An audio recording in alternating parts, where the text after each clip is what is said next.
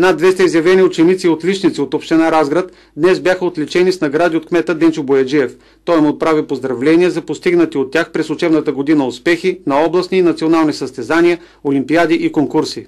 Хубавото е, че всяка година залата е пълна, което означава, че всяка година има приемственост, което означава, че всяка година имаме все нови и нови момичета, момчета, които доказват, че в Разград, в Лудогорието, живеят, учат, творят изключително умни и талантливи деца. Искам да ви пожелая и през новата учебна година успехите да бъдат още по-големи, успехите да бъдат още по-впечатляващи. Срещата на кмета с изявили се през учебната година ученици по повод 24 май е традиционна. Тя се състои всяка година в навечерието на празника на българската просвета и култура.